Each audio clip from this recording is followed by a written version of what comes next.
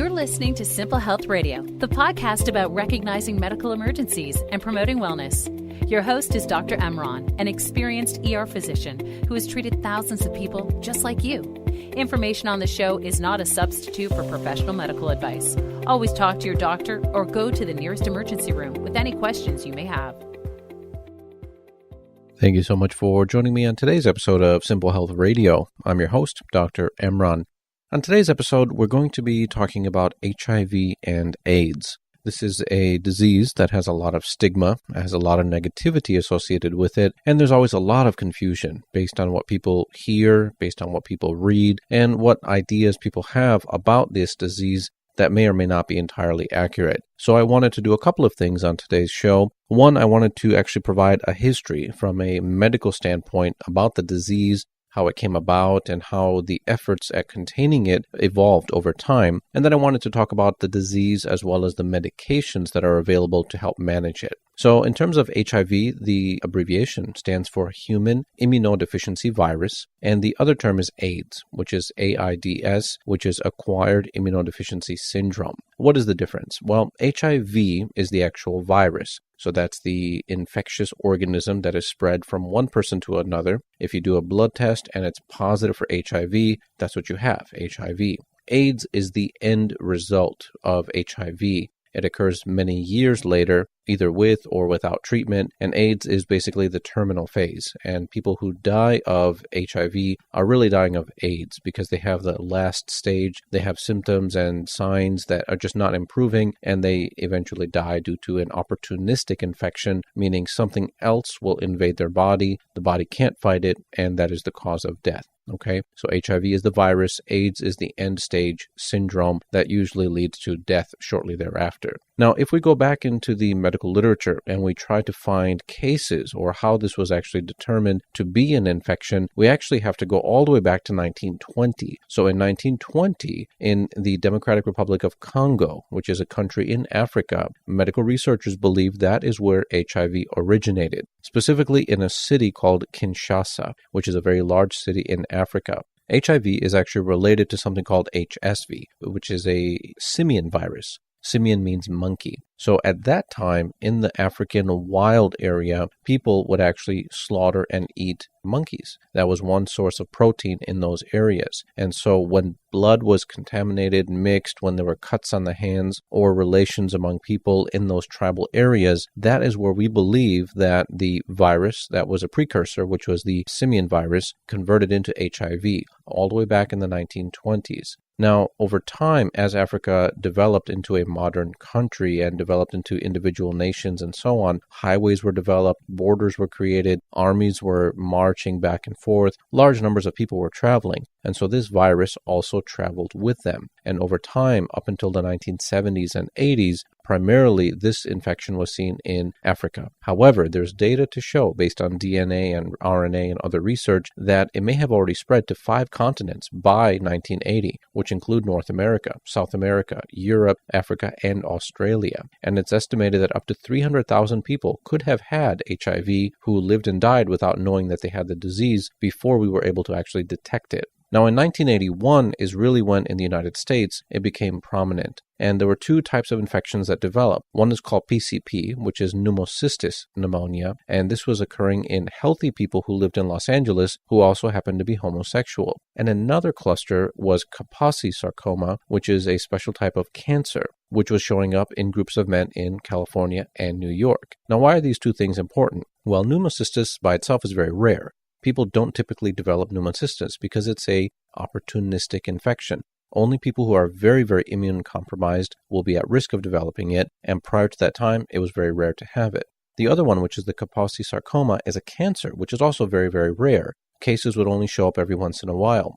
The fact that there were 2 large clusters showing up in New York and California at the same time, and then the third cluster, which developed in people who were injecting drugs, created a link.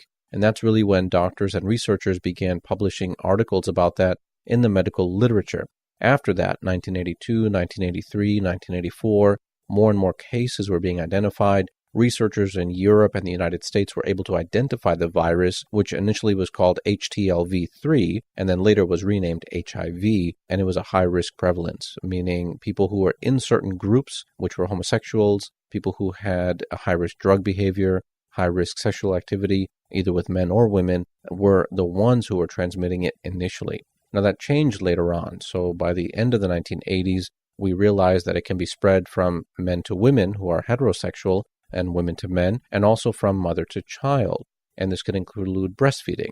So these were new ways that were not previously known that the disease could spread. And so by the 1990s, now we had an epidemic. And people who were being diagnosed, the number kept increasing. By 1990, there were over 307,000 cases of AIDS, which was the disease leading to death, but there were 10 million people who already had HIV. And then in 1991 is when Earvin Magic Johnson, the basketball player, really came out and gave a face to this disease. And he explained how he was not a homosexual, but he had high-risk behavior, and he was diagnosed with HIV.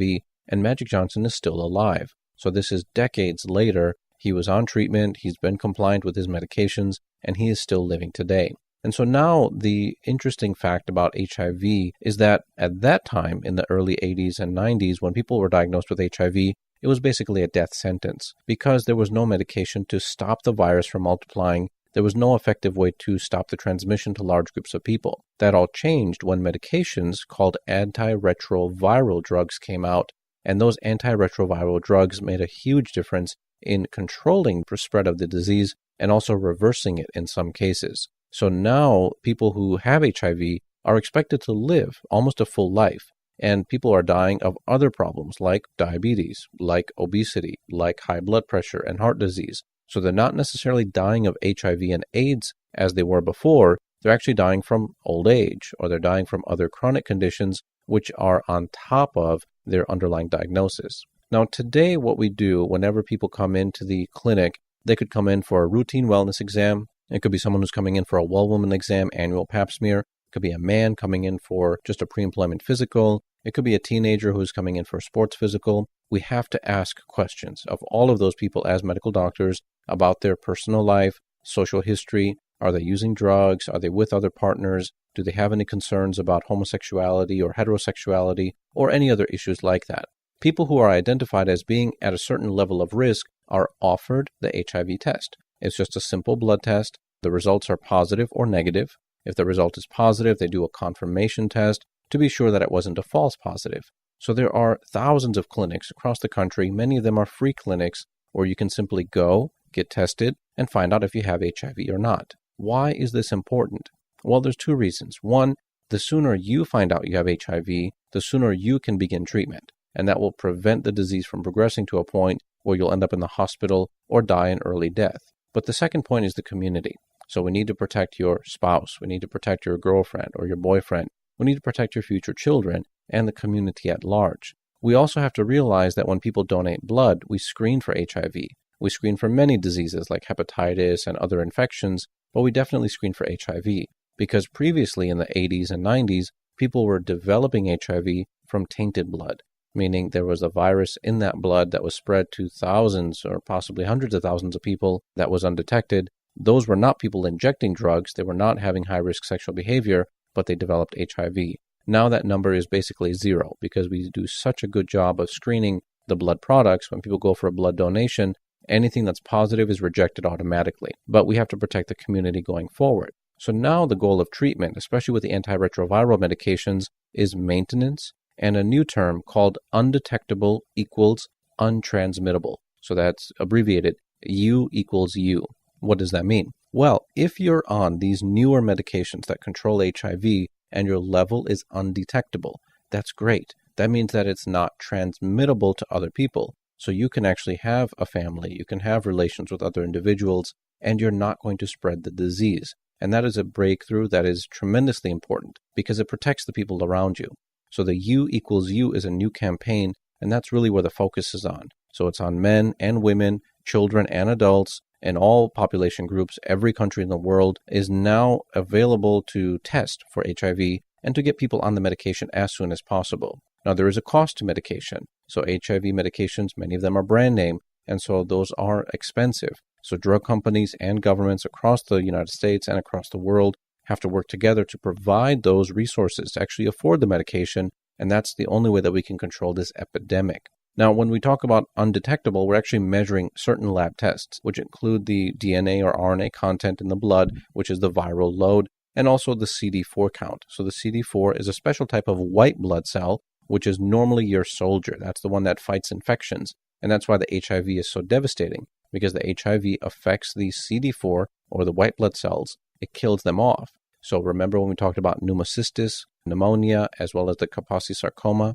those are opportunistic, just like tuberculosis, just like other infections like pneumonia, the flu, any type of severe diarrhea, any type of infections of the skin, the chest, the brain. These can all lead to death because your body's immune system can't fight them.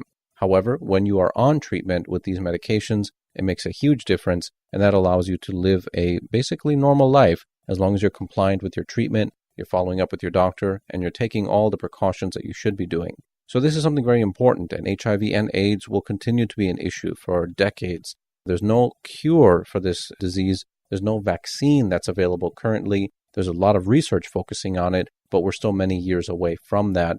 If there are updates, definitely I will update all of you. I will have some information on the website about that. But currently, the best treatment I can recommend is early detection. So whoever is listening today, if you're concerned, talk to your family doctor, make an appointment, just walk into an STD clinic. Most of them are anonymous. You simply show up, you fill out some forms, they draw your blood, they test you for HIV and other agents, and then you call a few days later to get your results. So it's very discreet, it's very private, and hopefully it's negative. But if the test turns positive, you need to get treatment, and then hopefully that will help you and your family stay healthy for many, many years. So I hope you learned a little bit of something about HIV and AIDS on today's episode. If you have some additional details or something you want me to share with my listeners, please send me a message on Facebook or Twitter or Instagram, and I'll be sure to update that on a future episode. And I look forward to having you back again next week. We hope you enjoyed this week's episode. Visit simplehealthradio.com to read the blog, follow links mentioned on this episode, and easily share content with your family and friends. Subscribe to the show on iTunes, Spotify, YouTube, Spreaker, iHeartRadio, and the 3 and Out Radio Network. Be sure to connect with Dr. Emron on Twitter, Facebook, Instagram, Pinterest, and Tumblr to send us your questions and ideas.